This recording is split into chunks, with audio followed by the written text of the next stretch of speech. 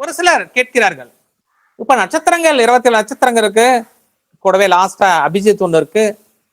இந்த இந்த நட்சத்திரங்களுக்கு உண்மையான தமிழ் பெயர் என்ன அப்படின்னு சொல்லிட்டு ஒரு கருத்து கேட்கிறார்கள்.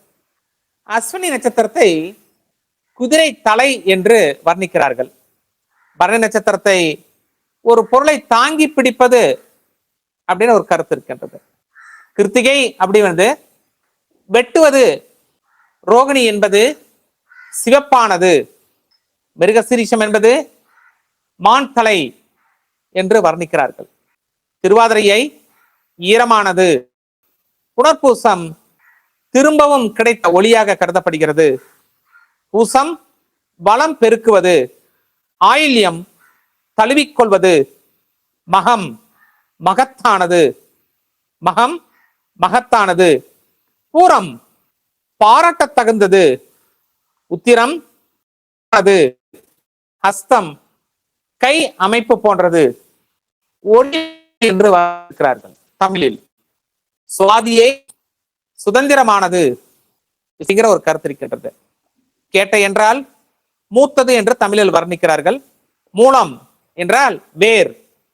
பூரணம் நட்சத்திரத்தை முந்தைய வெற்றி, உத்திராடம் பிந்தைய வெற்றி, திருவோணம் படிப்பறிவு உடையது, அவிட்டம் பணக்காரன், சதயம் என்றால் 100 மருத்துவர்கள், பூரட்டாதி முன் மங்கள பாதம், உத்திரட்டாதி பின் மங்கள பாதம், ரேவதியை செல்வம் மிகுந்தது என்று தமிழில் வர்ணிக்கப்பட்டுள்ளது.